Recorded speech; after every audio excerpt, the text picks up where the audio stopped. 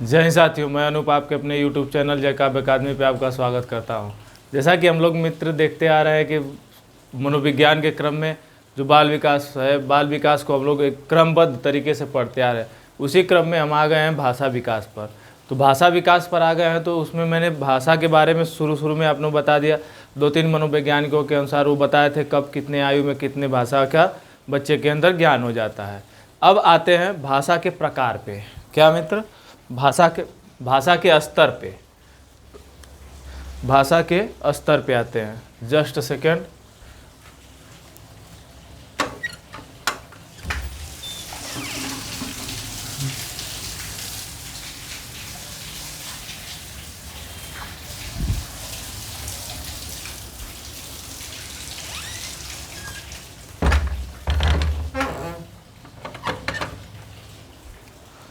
चलिए आगे मित्र। तो भाषा के स्तर पे आते हैं। तो भाषा का स्तर जैसे कि माना जाता है कि भाषा के 4 स्तर होते हैं, जिसमें क्या होता है? स्वनिम होता है, रूपिम होता है, और क्या होता है? वाक्य विन्यास और अर्थ विन्यास। ठीक है, मैंने बताया, क्या बता रहा हूँ? भाषा का स्तर, भाषा का स्तर। ठीक है,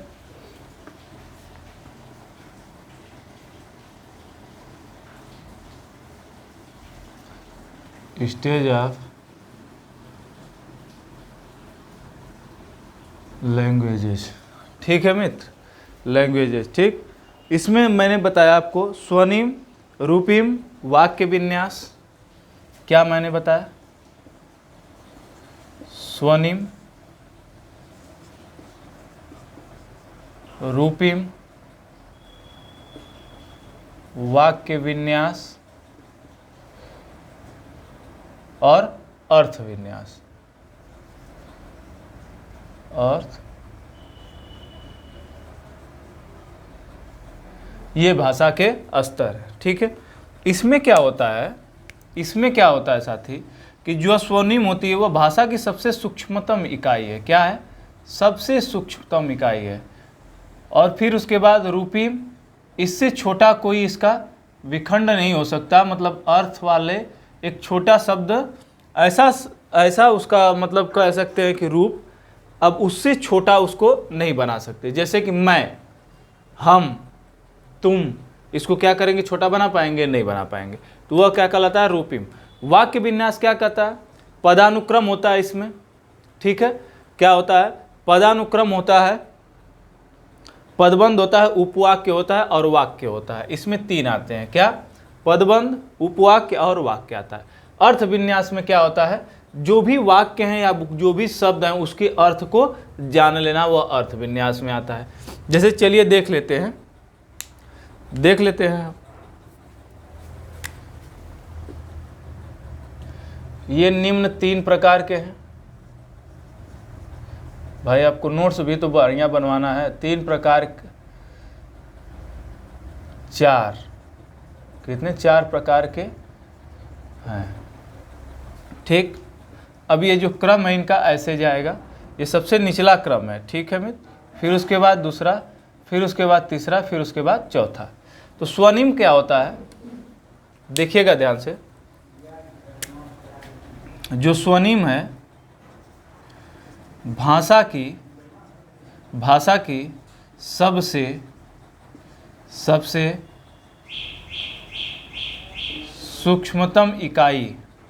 क्या? सूक्ष्मतम इकाई। जैसे यह, और दूसरी बात, यह अस्पष्ट होती है। क्या होती है? अस्पष्ट, अर्थहीन, अर्थहीन होती है। ठीक, इसको क्या कहते हैं? इसको जैसे कि वो कह सकते हैं, ध्वनिम्न भी कह सकते हैं, ध्वनिग्राम भी कह सकते हैं। इसको क्या कह सकते हैं मित्र? ध्वनिग्राम भी कह सकते हैं, या कहीं कहीं मिल जाएगा ध्वनिग्राम। तो इसको हम क्या कह सकते हैं? ध्वनिग्राम भी कहते हैं। रूपिम क्या है? भाषा की सबसे छोटी अर्थपूर्ण इकाई, सबसे छोटी अर्थपूर्ण इकाई। ध्यान दीजिएगा, यहाँ जैसे में क्या होगा, जैसे में मैं, तुम और हम, ठीक है। और यहाँ पे क्या हो जाएगा, इसमें अ, आ, ई हो जाएंगे इत्यादि, ठीक है, इत्यादि। फिर मैं, तुम, हम, वे, ऐसे करके हो जाएंगे लोग, ठीक है। इसमें भी इत्यादि कर लीजिए, इत्यादि। तो ये क्या हो जाता है, ये रूपीम हो जाता है, यह स्वनिम हो जाता है। अब वाक्य विन्यास में मैंने क्या बताया, इसमें 3 आते हैं, पदबंध, दूसरा उपवाक्य, और तीसरा क्या हो जाता है, वाक्य। क्या साथी, वाक्य। क्या आ जाता है, पदबंध, उपवाक्य और वाक्य। अर्थ विन्यास में क्या हो जाता है, भाषाओं का अर्थ समझ लेना, भाषाओं का भाषाओं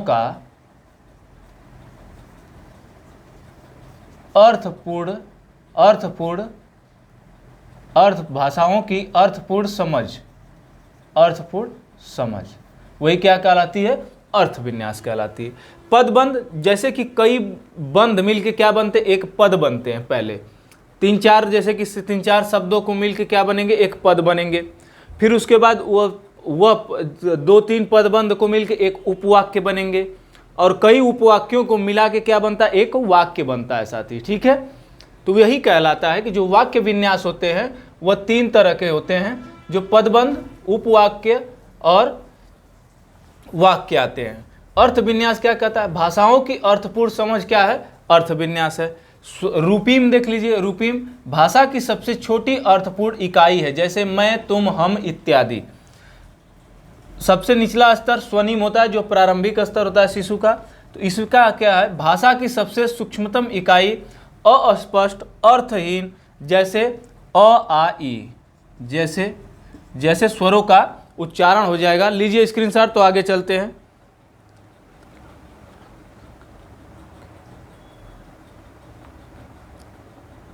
ठीक है मित्र, इतना तो इसमें कोई दिक्कत नहीं होगी मेरे ख्याल से, ठीक है। अब सीखने की प्रविधियों में आते हैं, ठीक है। सीखने की प्रविधियां, किससे किससे बालक सीखता है। तो सीखने की जो प्रविधियां होती हैं, इधर लिखते हैं, भाषा सीखने की प्रविधियां। ले लिए स्क्रीनशॉट ना। भाषा सीखने की प्रविधियां, ठीक है मित्र। भाषा सीखने की क्या है, प्रविधियां, ठीक। अब इसमें क्या होता है, भाषा सीखने की जो प्रविधियां होती हैं वह क्या होती हैं, अनुकरण द्वारा। किसके द्वारा, अनुकरण द्वारा सीखेंगे, कहानियों के माध्यम से सीखेंगे, कहानी के द्वारा, कहानियों के द्वारा, ठीक है। आप लोग जानते हैं कि जब बालक क्या होता है, छोटा होता है, तो वह क्या करता है, कहानियों के द्वारा ज्यादा चीजें सीखता है, ठीक है। वार्तालाप, वार्तालाप,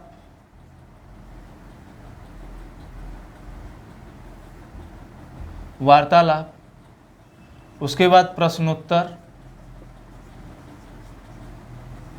प्रश्न उत्तर करके, क्या करके, तर्क वितर्क करके वह क्या करता है, सीख जाता है। और सबसे इंपॉर्टेंट बात, जो सीखता है वो किस में सीखता है, तो खेल में सीखता है, खेल में। आप लोग जानते हैं खेल में कई भाषाओं का प्रयोग होता है, उसके मित्र, उसके दोस्त होते हैं, उस खेल में कई चीज़ों का प्रयोग किया जाए, तो वहाँ से भी भाषा का क्या होता है, सीखने की प्रविधियाँ प्राप्त होती हैं। अनुकरण द्वारा, मतलब जैसे कोई बोल रहा है उसी की बात को दोहराना, वह क्या हो जाता है, अनुकरण हो जाता है। वार्तालाप, मतलब बातचीत करते समय जब उसको आप डांट रहे होते हैं या कोई चीज़ बता रहे होते हैं, वह भी अपनी सफाई दे रहा होता है, तो उससे भी क्या होता है, उसकी भाषा का विकास होता है, भाषा सीखता है। वही चीज़ कहानियों के द्वारा, जैसे कि मान लीजिए दादी नानी कहानियाँ सुनाती हैं बच्चों को, मम्मी कहानियाँ सुनाती हैं, तो कहानियों के द्वारा जो उसमें पात्र होते हैं, उन पात्रों के माध्यम से क्या करता है, भाषा को सीखता है। खेल के द्वारा। जब वो अपने समवयस्क बालकों के साथ खेलता रहता है तो वहाँ भी सीखता है। प्रश्नोत्तर का मतलब कुछ प्रश्न किया, जैसे कि कह रहा है कि आप कहाँ जा रहे हैं, तो आपने बताया, तो फिर कहेगा क्यों जा रहे हैं। तो ये सारे जो तर्क वितर्क होते हैं उसके ना उसके भाषा सीखने के प्रविधियों में या भाषा सीखने के विकास में बहुत ही महत्वपूर्ण भूमिका निभाते हैं।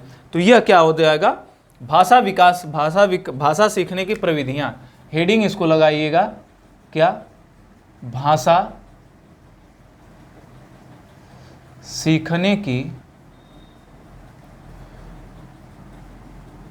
प्रविधियाँ।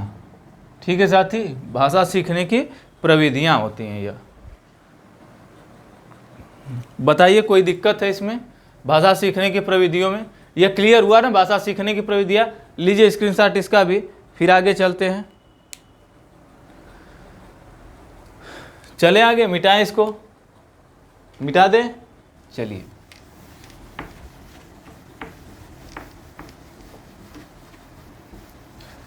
अब आते हैं भाषा विकास के सिद्धांत पर।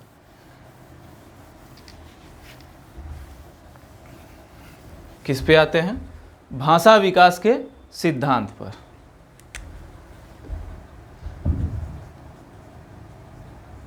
भाषा विकास के सिद्धांत। ठीक है साथी, क्या है? भाषा विकास के सिद्धांत।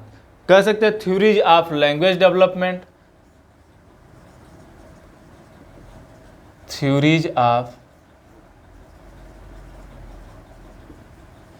लैंग्वेज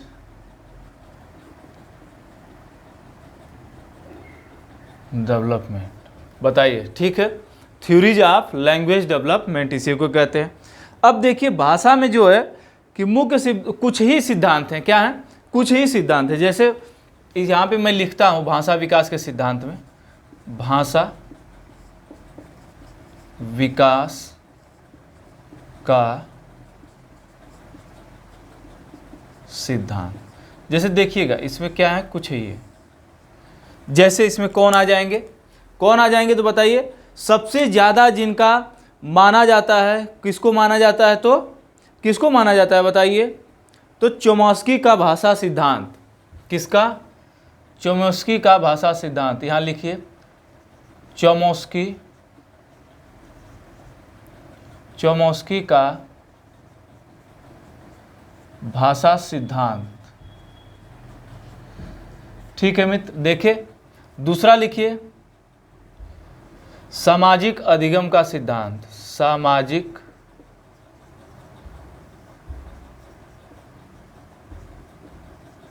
अधिगम का सिद्धांत। इसके प्रतिपादक कौन है? नाम सुने होंगे, अल्बर्ट बांडुरा। ठीक है, जो असामाजिक अधिगम का सिद्धांत इन्होंने दे रखा है वह क्या है? अल्बर्ट बांडुरा ही है। और ठीक है, और इनका तो नाम से ही पता है कि कौन है, चोमस्की। चोमस्की, ठीक है, चोमस्की है प्रतिपादक इसके। बताइए इतना में कोई दिक्कत? अनुबंधन का सिद्धांत।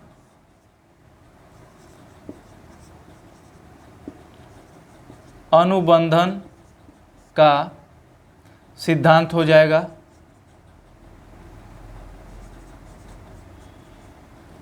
अनुबंधन का सिद्धांत हो गया। अनुबंधन के सिद्धांत के बाद स्वर तंत्र के परिपक्वता का सिद्धांत। क्या मित्र? स्वर तंत्र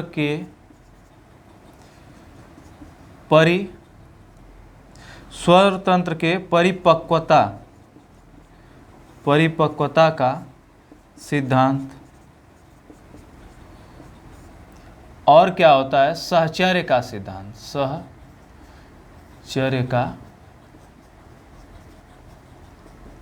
सिद्धांत। बताइए, देखिए ये इतने क्या है भाषा विकास के सिद्धांत में हमको क्या करना है साथी? पढ़ना है। ठीक है, बताइए इतना आपको क्लियर है? इतना आपको क्लियर है कि नहीं क्लियर है? बताइए। ज़्यादा इसमें कुछ है नहीं साथी, ठीक है ना।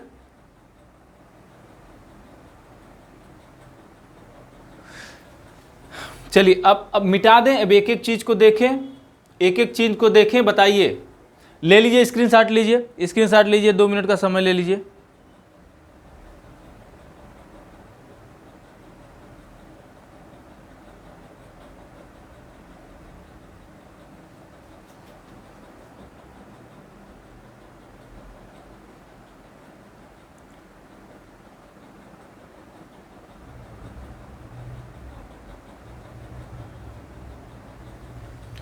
हो गया कि यही बता दे, बस थोड़ा थोड़ा तो है, बताइए तो यही बता दें। क्योंकि चोम्स्की की भाषा का सिद्धांत, भाषा विकास के सिद्धांत में बस इन्होंने क्या किया था, 1957 में इन्होंने सिंथेटिक स्ट्रक्चर नामक पुस्तक लिखी थी, ठीक है। फिर उसके बाद वर्ष 1965 में aspect of the theory of syntax नामक पुस्तक में क्या किया, संशोधित व्याकरण को प्रस्तुत किया था, जो बच्चों के सीखने का होते हैं, ठीक है। तो बताइए यहीं पे बता दें या मिटा के बताएं, बताइए आप। चलिए बता देते हैं अलग अलग, ठीक है, अलग अलग बता देते हैं। चलिए मिटा देते हैं, चलिए आइए। अब ये अल्बर्ट बांडुरा को ना फिर से हम पढ़ेंगे, ठीक है, क्योंकि बांडुरा का सिद्धांत हमको पढ़ना है। आगे आते हैं, उसमें मैंने क्या बोला था भाषा विकास के सिद्धांत में, तो सामाजिक अधिगम का सिद्धांत लेते हैं, ठीक है।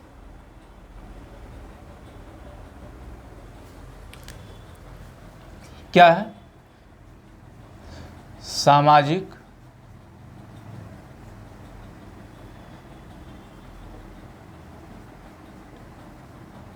अधिगम का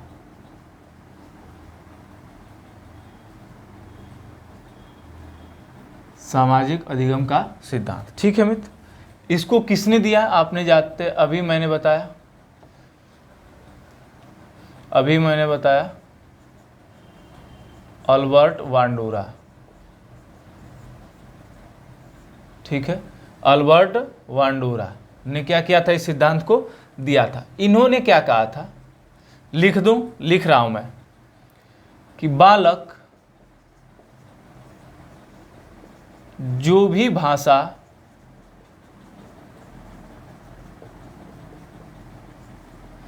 सामाजिक गतिविधियों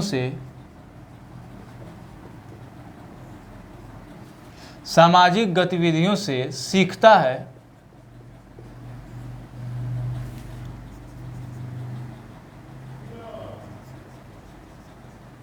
उसका एक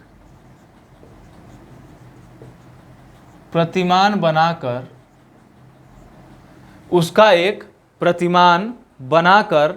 क्या करता है, निरीक्षण व उसका एक प्रतिमान बनाकर निरीक्षण व अनुक्रिया करता है, निरीक्षण व अनुक्रिया करता है। ज़्यादा कुछ नहीं लिखना, बस समझना कि यह सिद्धांत क्या कहता है। जैसे कि अब भाषा विकास के सिद्धांत में इतना ही काफ़ी है कि भाषा विकास के सिद्धांत किसके द्वारा दिए गए। तो सामाजिक अधिगम का सिद्धांत सीधी सीधी बात है कि वह समाज की तरफ क्या कर रहा है, फोकस कर रहा है। तो इसका अर्थ यह है कि जो भी बात हुई होगी भाषा विकास की, वह समाज से संबंधित जरूर रही होगी। तो वही कहते हैं कौन, अल्बर्ट बांडुरा, कि बालक जो भी भाषा सामाजिक गतिविधियों से सीखता है उसको प्रतिमान मानकर क्या करता है, निरीक्षण व अनुप्रयोग के द्वारा अनुक्रिया के द्वारा उसका प्रयोग करता है, ठीक है, अनुक्रिया करता है। आगे है कौन है, चोम्स्की की भाषा विकास का सिद्धांत क्या है, या इसको कभी कभी भाषा विकास के सिद्धांत भी कह देता है। तो जो भाषा विकास का सिद्धांत है मैं लिख देता हूं, चोम्स्की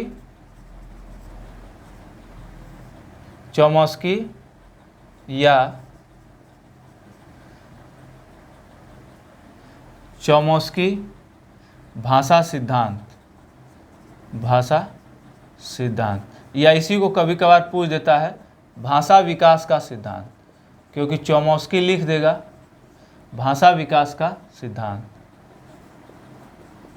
तो आप लोग पकड़ ही लेंगे कि बस करिए, कहाँ जा रहे हैं चोम्स्की अंकल, आइए आपका स्वागत है, ठीक है मित्र।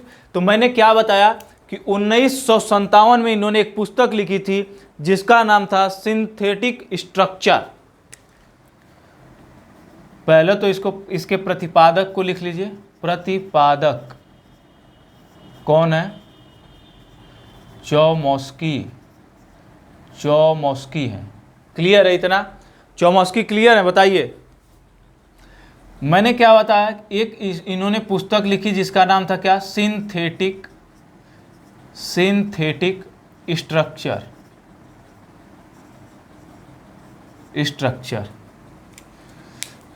इंग्लिश में अगर देखना चाहें तो इसको देख सकते हैं, सिंथेटिक स्ट्रक्चर। क्लियर है साथी? इसमें इन्होंने कब इसको दिया था? तो 1957 में। कब दिया था? 1957 ईस्वी में क्या किया था? इस पुस्तक को लिखे थे। अब सबसे बड़ी बात ध्यान रखिए, फिर इन्होंने संशोधित संस्करण जारी किया। क्या किया? संशोधन किया। अपने सिद्धांत में क्या किया? संशोधन किया। संशोधन। तो संशोधन के बाद जो पुस्तक इन्होंने दिया, कब? 1965 में। तो उसमें क्या था? Aspect of the theory of syntax. क्या? एस्पेक्ट ऑफ द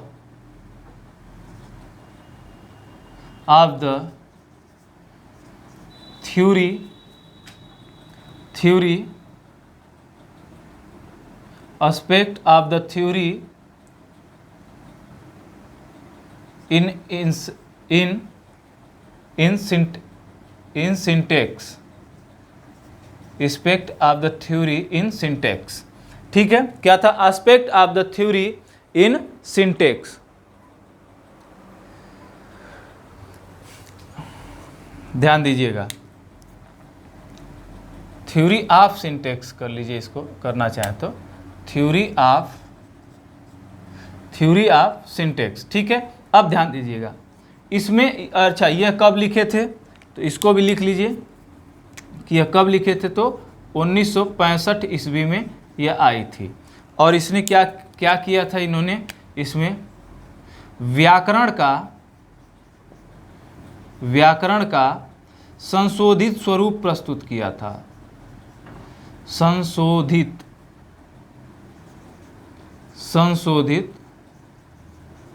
स्वरूप प्रस्तुत किया।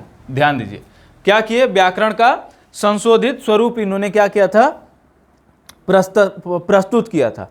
उन्होंने कहा कि भाषा व्यवहार की क्षमता को जन्मजित, इन्होंने कहा, ध्यान दीजिएगा क्या कहा इन्होंने,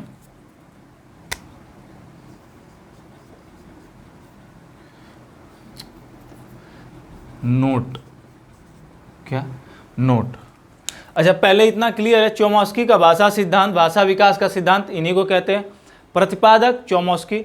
सिंथेटिक स्ट्रक्चर किसने लिखा था? पुस्तक 1957 में चौमोस्की ने दिया था। फिर उसका संशोधन किया तो उन्होंने aspect of the theory of क्या किए थे? सिंटेक्स लिखे 1965 में। उसमें उन्होंने उस पुस्तक में उन्होंने क्या किया?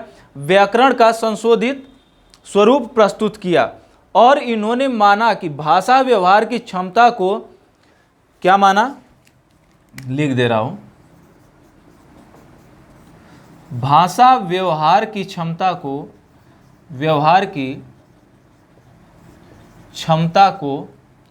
भाषा व्यवहार की क्षमता को जन्मजात रूप में,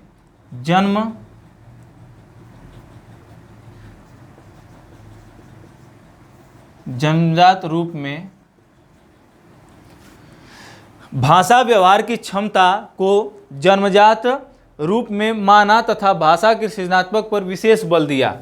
जन्मजात रूप में माना तथा भाषा के सृजनात्मक रूप पर विशेष बल दिया। ठीक है मित्र, ये देखिए एकदम बेहतरीन एक्सप्लेनेशन के साथ भाषा विकास का सिद्धांत चल रहा है। मुझे पूरी उम्मीद है कि इसमें आपको समझने में कोई दिक्कत नहीं आ रही होगी। बताइए, इतना तक क्लियर है? इतना तक क्लियर है मित्र? कोई दिक्कत यहाँ तक समझ में आ गया? चोमस्की की भाषा का सिद्धांत क्या कहता था, बताइए। एक मिनट क्लियरिटी देख लें। हाँ ठीक है, बराबर है, बढ़िया है क्लियरिटी। चलिए आगे आते हैं। हो गया चोमस्की की भाषा। तो इन्होंने क्या किया था, अपने भाषा के सिद्धांत में 3 स्तर दिए थे।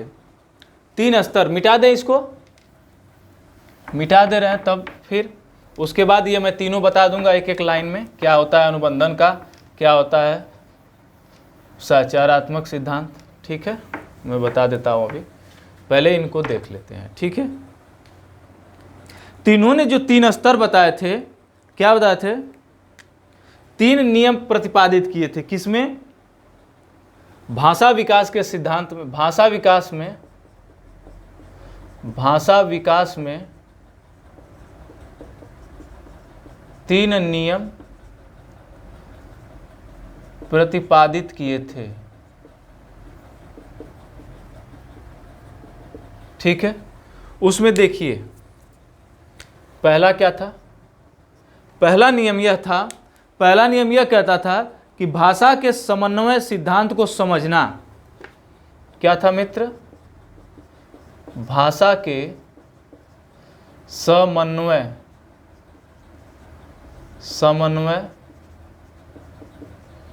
सिद्धांत को समझना, या इसी को कह सकते हैं सार्वभौमिकता को समझना। सार्वभौमिकता को समझना। दूसरा जो था साथी, दूसरा था उन्होंने कहा था वाक्य निर्माण प्रक्रिया को समझना। दूसरा क्या था? वाक्य निर्माण, सार्वभौमिकता के व्याकरण, सार्वभौमिकता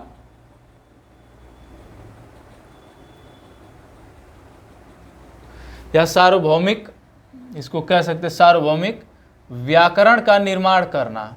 लिख लीजिए पूरा ही, व्याकरण का निर्माण करना। नहीं जरा भी इधर उधर कर देगा तो भाई आपकी खटिया खड़ी हो जाती है, ठीक है। दूसरा मैंने क्या बताया कि वाक्य निर्माण की प्रक्रिया को समझना। क्या बताया मैंने साथी? वाक्य निर्माण की प्रक्रिया को समझना। वाक्य का निर्माण कैसे होता है, उस प्रक्रिया को क्या करना, समझना, ठीक है मित्र, ठीक है साथी। आगे आते हैं। लास्ट इनका क्या था कि अमूर्त ज्ञान का पता लगाना। क्या था?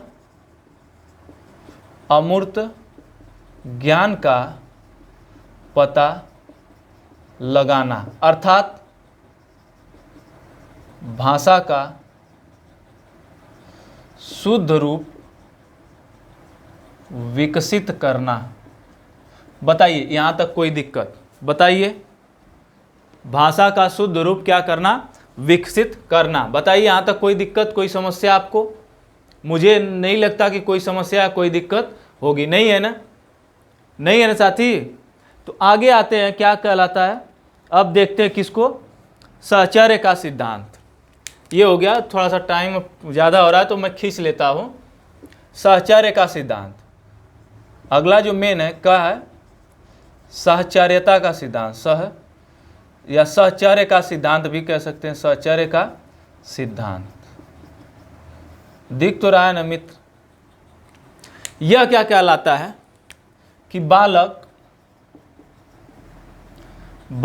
अपने परिवेश से, अपने परिवार से सीखी गई भाषा को क्या किया गया, सीखी गई भाषा को समाज में प्रयोग कर समाज की भाषा भी सीखता है, समाज की भाषा भी सीखता है। बताइए यहाँ तक कोई दिक्कत? यह हो गया क्या आपका साहचर्य का सिद्धांत, ठीक है। इसमें कह सकते हैं कि साहचर्य का सिद्धांत जो है जैसे कि उचित वातावरण, उचित लोगों से मिल के क्या करना, उसका उनसे साहचर्य स्थापित करके भाषा को सीखना या उनसे जानना। जैसे बुद्धिजीवी लोग होते हैं, उनसे भाषा के बारे में, समाज के बारे में जानना, ठीक है, तो उसका एक अलग ही प्रभाव होता है। साहचर्य का सिद्धांत यह कहता है। अगला आते हैं, क्या है, अनुबंध का सिद्धांत। क्या, अनुबंधन का सिद्धांत।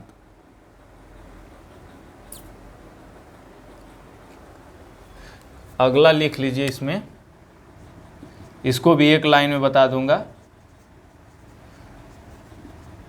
अनुबंधन का सिद्धांत, ठीक है मित्र, अनुबंधन का सिद्धांत, ठीक है। अनुबंधन का सिद्धांत अब क्या कहता है वह देखते हैं।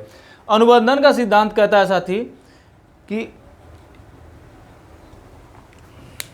यह, अच्छा एक बात सुन लीजिए, यह सीधे मैं लिखता हूं, बाल विकास में स्किनर द्वारा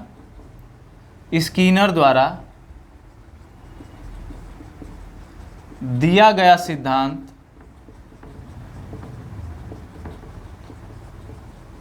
इसी विकास पर ज़्यादा संबंधित है, इसी विकास पर ज़्यादा संबंधित है, इसी विकास पर ज़्यादा आधारित है, ज़्यादा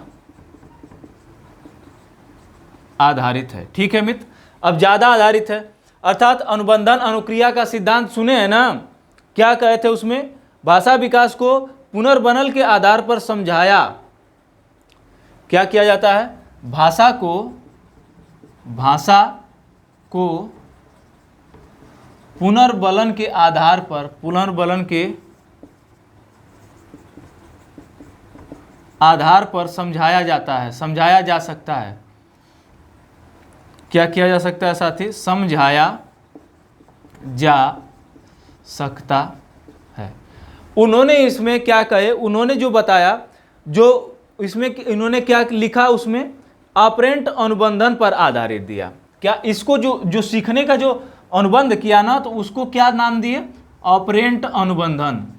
ऑपरेंट, इसको एकदम नोट लिख कर लीजिएगा, पूछता है ऑपरेंट अनुबंधन, इसको क्या इन्होंने कहा, ऑपरेंट। नहीं समझ पा रहे हैं क्या, रुकिए फिर से लिख देते हैं। थोड़ा सा मैं सोच रहा हूँ कि फिर से मिटाना ना पड़े, इसी में लिख दूँ, हो जाए एक जगह, आपका स्क्रीनशॉट भी ले लेंगे। तो इसको इन्होंने कहा ऑपरेंट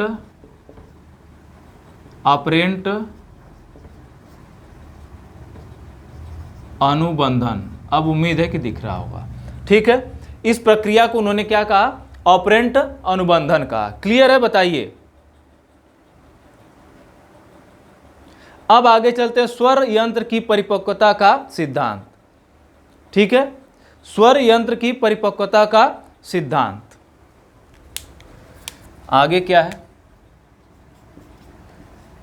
स्वर यंत्र की परिपक्वता का सिद्धांत, परिपक्वता का सिद्धांत। बताइए मित्र, ये सही है, ये समझ पाए आप। मैं एकदम व्यवस्थित तरीके 2 पार्ट, 3 पार्ट, 4 पार्ट में बना रहा हूं, ताकि आपको एक बार डिटेल में जब सारी चीजें जान जाएंगे ना, तो फिर जब दोबारा रिवाइज करूंगा इसका, तो इतना मुझे डिटेल नहीं करना है। इसको मैं एकदम हल्के हल्के चीज़ों में बताते हुए चले जाऊंगा, जो मेन चीज़ें हैं। क्योंकि आप C-टेट के हिसाब से पढ़ रहे हैं, तो जाहिर सी बात है कि इतना डीप में आपको बताना पड़ेगा, आवश्यक है। अगर जो ऐसा अध्यापक नहीं कर रहा है, तो समझ लीजिए कि आपको मूर्ख बना रहा है। क्योंकि टेट बिल्कुल अलग है और C-टेट बिल्कुल अलग है। जब इसके डीप चीज़ को नहीं समझेंगे, जो मनोवैज्ञानिकों ने जो थॉट दिए, उनके थॉट को नहीं समझेंगे, तो कहाँ से पेडागॉजी सॉल्व कर पाएंगे, कभी नहीं कर पाएंगे। देखिए, स्वर यंत्र की परिपक्वता का सिद्धांत, इसमें क्या कहता है, इसमें इन्होंने कहा कि जो स्वरेंद्रियां होती हैं, स्वरेंद्रियां, उनका समन्वय बना लेना, उनका समन्वय बना लेना।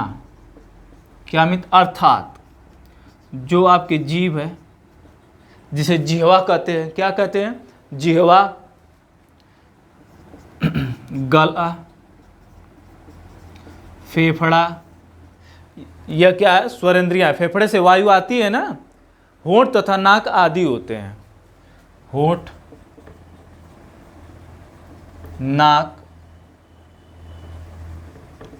आदि क्या होते हैं, आदि होते हैं। तो स्वर यंत्र की परिपक्वता का सिद्धांत यही कहता है। ठीक है,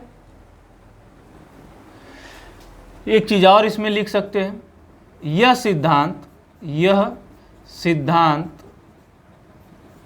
सिद्धांत शरीर की, किसकी, शरीर की परिपक्वता पर आधारित है। परिपक्वता पर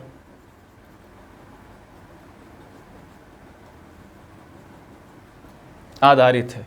देखिए, ये रहे बेहतरीन एक्सप्लेनेशन के साथ बेहतरीन आपको कंटेंट। चलिए ले लीजिए स्क्रीनशॉट। फिर मैं अब आज के लिए बस इतना ही रखेंगे। फिर आगे मैं क्या करूँगा, भाषा विकास को प्रभावित करने वाले कारक को मैं बताऊंगा आपको। ठीक है,